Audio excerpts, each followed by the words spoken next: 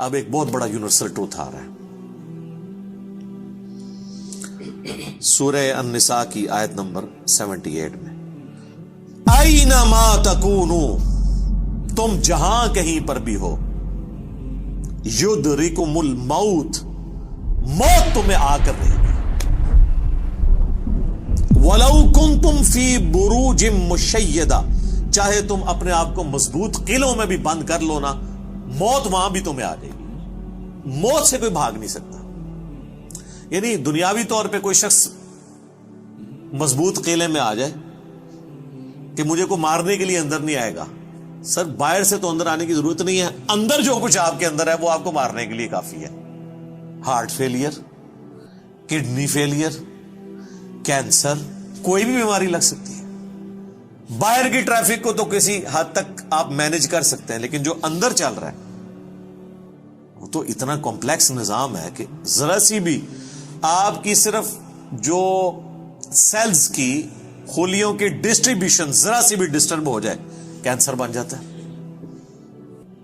اس کے اوپر کسی کا کنٹرول ہے؟ کتنی ینگ ڈیتھس آپ آئے دن سنتے رہتے ہیں.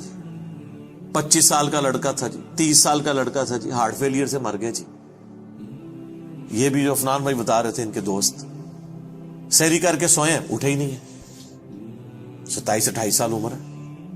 تو وہ اللہ تعالیٰ نے ہر شخص کو جو ٹائم دیا ہے وہ، لہذا جس طرح اللہ کو ایک ماننا ضروری ہے نا، اور اس میں کوئی شک نہیں ہے ایک ایمان والے شخص کے لیے، اس طرح بالکل اس طرح یہ ماننا ضروری ہے کہ جو رات باہر ہے قبر کی وہ اندر نہیں ہے، اور جو اندر ہے وہ باہر نہیں ہو سکتی.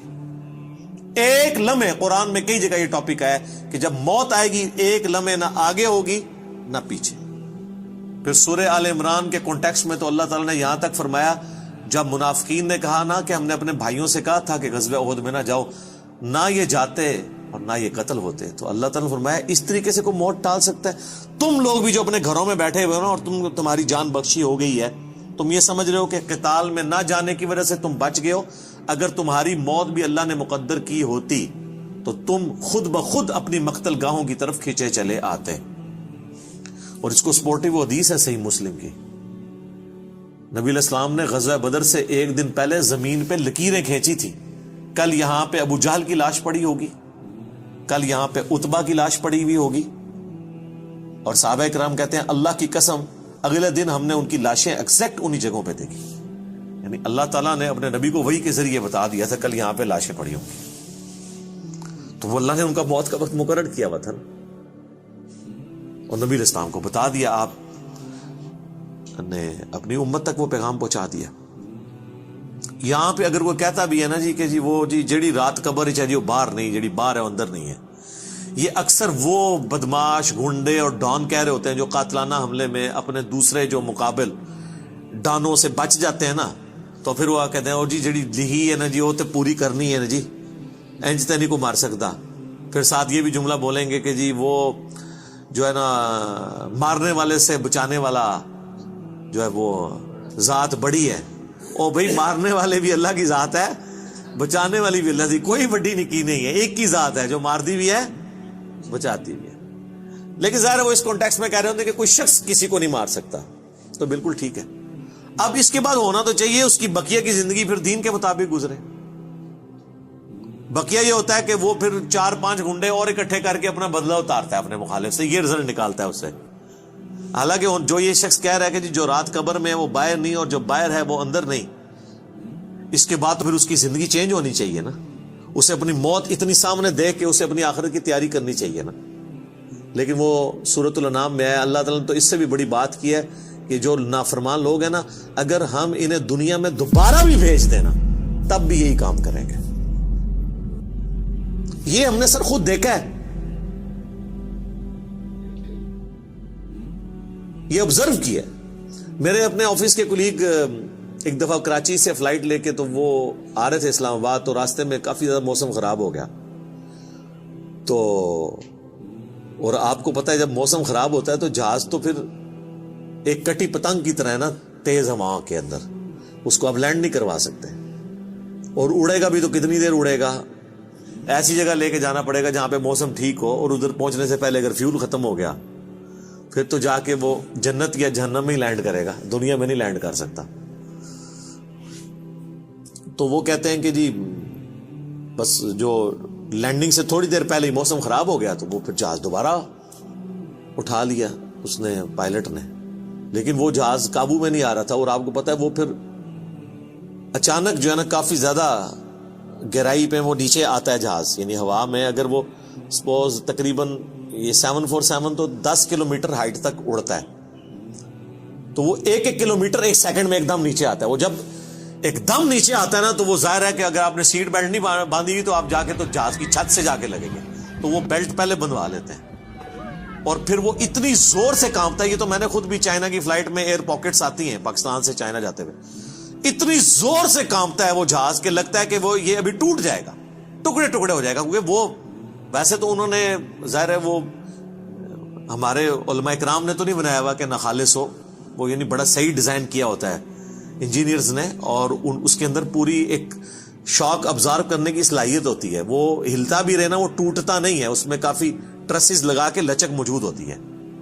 بہرحال پھر بھی جو بندہ اندر بیٹھا ہوا ہے اس کو تو یہ سارے لوگ تو سائنسدان تو نہیں بیٹھے ہوتے, اور لگتا ہے کہ جناب ابھی جان گئی کہ, تو وہ جناب وہ کہتے ہیں کہ جی یعنی اس طرح لوگ کلمے پڑھ رہے تھے اور جناب چیخو پکار استغفر اللہ, جیسے کہ ابھی اگر اللہ نے ان کو دوبارہ بھی دنیا میں بھیج دیا, کیونکہ اب تو ان کے آخری وقت ہی قریب آیا ہوا تھا نا, وہ انہوں نے تو یہ کنکلوڈ کر لیا, تو یہ اب جاتے ہی جو ہے نا ادھر سے مطلب سیدھا گھر نہیں جائیں گے, یہ مسجد میں جا کے پہلے وہ سنت والے 2 نفل پڑھیں گے جو سفر سے واپسی میں پڑھے جاتے ہیں.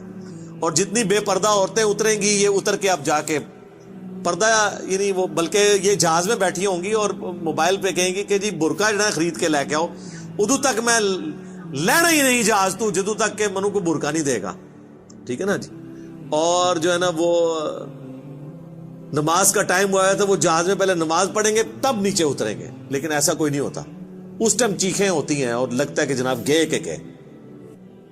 تو وہ کہتے ہیں خیر وہ سٹیبل ہوا, وہ سیالکوٹ لے گئے اس جہاز کو, تو وہ جب اتارا تو جناب اب لوگ چیخو پکار کر رہے ہیں جی ہمیں جہاز سے باہر نکالیں, لیکن جہاز کا تو اصول ہے, وہ کہتے ہیں نہیں جی جدھر کی سواری ہے وہی اتاریں گے, تھوڑی دیر ریسٹ کریں گے, جب موسم ٹھیک ہو تو دوبارہ اڑیں گے.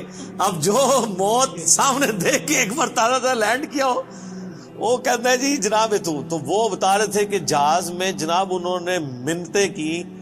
اب لاہور کی سواریاں تھیں جو وہ بھی کہہ رہی ہیں کہ جی آپ ہمیں یہاں پہ ہی اتار دیں, اسلام آباد پشاور کی سواریاں بھی تھی, وہ کہہ رہی تھی سیالکوٹ سے جناب ہم, کئی لوگوں نے کہا اسی پیدل چلے جائیں گے جناب, سانو لاؤ ہوئے تھے جہاز تو لاؤ تلے, ٹھیک ہے.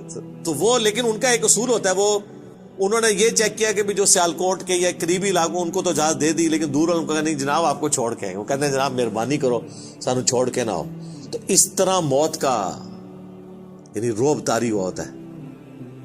تو یہ یعنی بات کرنا آسان ہے, جب موت سامنے آتی ہے نا بڑے بڑے لوگ, اور یہ سورۃ النام میں جو اللہ تعالیٰ نے فرمایا نا کہ ہم انہیں دنیا میں دوبارہ بھیج دیں یہی کام کریں گے, تو یہ کرنا شروع ہو جاتے ہیں نا. میں خود اسلام آباد میں پشاور موڑ جو ہے نا G8 مرکز, اس پشاور موڑ بھی کہتے ہیں, جس طرح G9 مرکز اسلام آباد میں اسے کراچی کمپنی کہتے ہیں. تو ادھر میں ایک دفعہ ایک ٹیکسی میں نے لی, تو وہ ٹیکسی والے سے میری ڈسکشن شروع ہوئی, تو وہ کہنے لگا جی مجھے تو اللہ تعالیٰ نے نئی زندگی دی ہے. کہتا ہے جی میں ادھر ہی کھڑا ہوا تھا تو پیچھے سے ایک بڑا ٹریلا آ کے چڑھ گیا. یہ ٹریلے آپ کو پتہ کس سپیڈ پہ چل رہے ہوتے ہیں, یہ بڑے بڑے جو وہ ڈیمپرز, جن کو ڈیمپر کہتے ہیں. اور کہتا ہے جی میں تو گھر والے بھی آ کے بس سارے رشتہ دار کے کر کے مل کے جا رہے تھے. شفا انٹرنیشنل میں وہ کئی ہفتے تک وینٹیلیٹر کے اوپر رہا. وینٹیلیٹر پہ اس طرح کے جو لوگ ہیں بہت کم ہی ہوتا ہے کہ واپس آئیں. پھر آہستہ آہستہ ریکوری ہو گئی, یعنی وہ تو موت کے منہ سے بلکہ نئی زندگی لے کے واپس آیا. تو میں نے اس سے پہلا سوال یہ کیا کہ اب تم مطلب زندگی کیسے گزار رہے ہو, نماز پڑھتے ہو, مسلمان ہو؟ کہتے کہ ٹائم لگ جاتے پڑھ لیتی ہے. تو میں نے کہا صدق اللہ العظیم, اللہ نے سچ فرمایا, اگر ہم انہیں دنیا میں دوبارہ بھی بھیج دینا پھر یہ وہی کام کریں گے جو یہ کرتے رہے. تو اتنا قریب سے بھی موت کو دیکھ کر لوگ جو ہے نا وہ پھر بھی یہ باز نہیں آتے اپنے حرکتوں سے. موت بہت بڑی حقیقت ہے. کاش اس پہ ہمارا ایمان بھی اس لیول کا ہو تو پھر انسان کا قبلہ درست رہتا ہے. آپ دیکھیں سورہ البقرہ کے سٹارٹ میں اللہ تعالیٰ نے جو ذکر کیا ہے اہل ایمان کا, اس میں کیا فرمایا؟ والذین یؤمنون بما انزل الیک, وہ ایمان لاتے ہیں جو اے نبی تمہاری طرف نازل ہوا, وما انزل من قبلک, اور جو نازل ہوا تم سے پہلے, اس پہ ایمان رکھتے ہیں. وبالآخرۃ ہم یوقنون, اور آخرت پہ یقین رکھتے ہیں. آخرت کے لیے ایمان کا لفظ بھی کافی نہیں, اللہ نے سمجھا یقین, کیونکہ قبلہ تبھی درست ہوتا ہے جب انسان کو یہ پتا ہو کہ میں نے مر کے کسی کے حضور اکاؤنٹیبل ہونا ہے, جواب دہ ہونا ہے. آج یہ جتنے لوگ کہتے ہیں نا جی جو قبر سے باہر رات ہے وہ اندر نہیں, جو اندر ہے وہ باہر نہیں ہے, یہ صرف ان کی منہ شگافی ہے. واقعی اگر ان کا یقین ہو تو آرام خوریاں کر رہے ہو, لوگوں کا مال لاحق طریقے سے ہڑپ کر رہے ہو, اللہ تعالیٰ کے حقوق کو پامال کر رہے ہو, ماں باپ کے ساتھ بے سلوکی والا معاملہ کر رہے ہو, بیوی بچوں پہ ظلم کر رہے ہو, بہن بھائیوں کی جائیداد دبا رہے ہو, معاشرے کے لیے ناسور بنے ہوئے ہو, ایسے لوگ نہیں, پھر تو ان کو بالکل سیدھا ہو جانا چاہیے. تو بات کہاں سے شروع ہوئی تھی کہ اللہ تعالیٰ فرما رہا ہے کہ تم اپنے آپ کو مضبوط قلعوں میں بھی بند کر لو نا, تب بھی موت تمہیں آ کر رہنی ہے. موت کو کوئی ٹال نہیں سکتا, کیونکہ موت تو اللہ تعالیٰ نے بھیجنی ہے. اللہ کے پاس تو کروڑوں آپشنز ہیں. ایگزٹس تو ہر شخص کا اس دنیا سے لکھا ہے, خواہ ایئر کریش میں ہو, چاہے ہارٹ فیلئر سے ہو, خواہ کسی شیر کے پیٹ میں جا کے ہو, خواہ کڈنی فیلئر سے ہو, خواہ کسی روڈ ایکسیڈنٹ میں ہو, ہر بندے نے دنیا سے جانا ہے اور وہ طے ہے, اس سے آگے پیچھے نہیں ہوگا.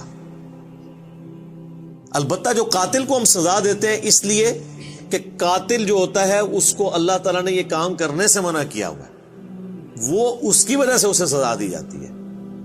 اس وجہ سے نہیں کہ وقت سے پہلے اسے قتل کر اس نے مار دیا, کیونکہ اس نے مارا اپنی ویل سے ہے, نافرمان, اس کی تو موت آنی تھی.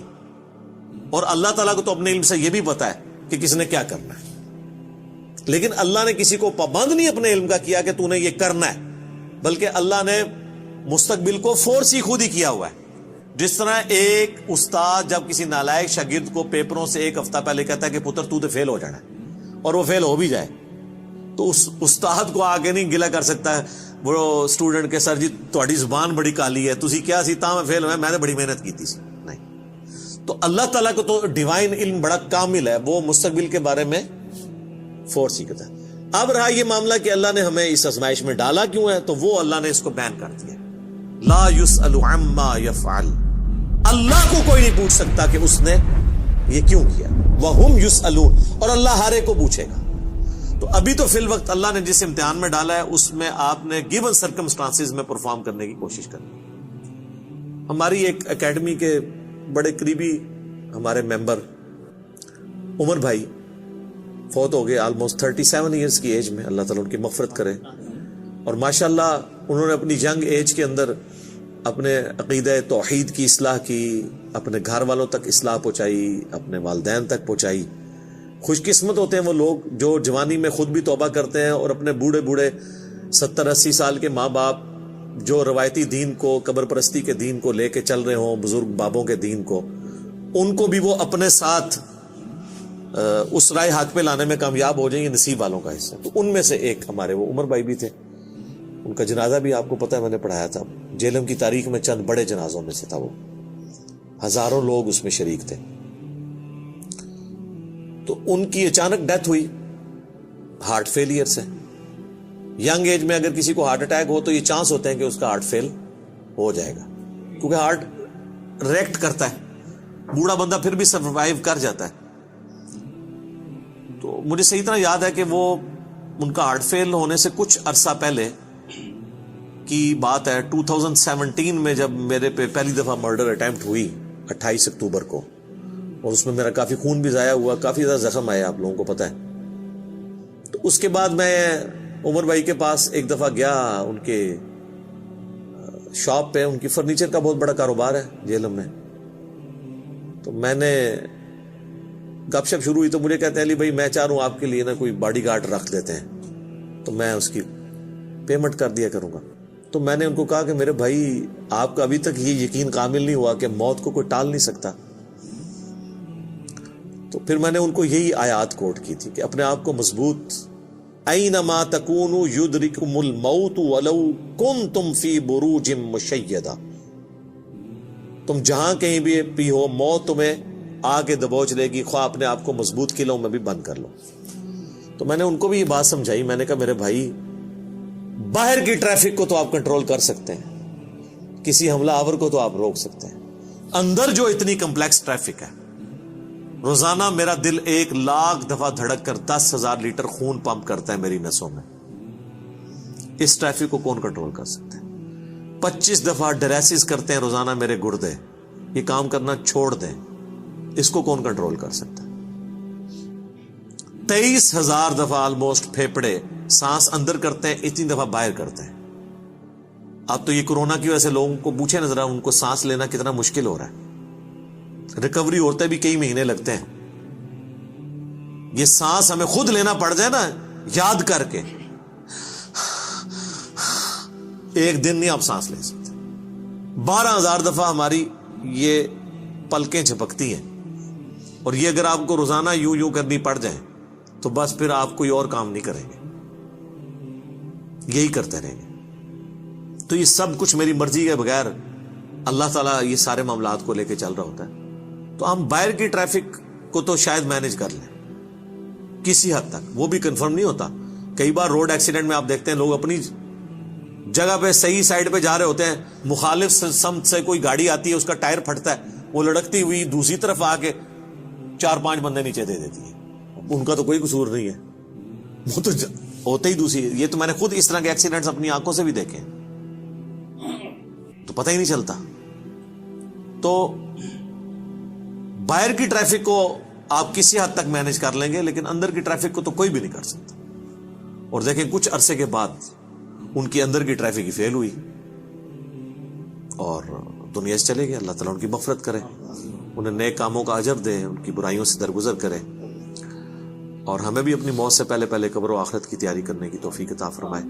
اللہم من احییتہ منا فاحیہ علی الاسلام ومن توفیتہ منا فتوفہ علی الایمان. آمین.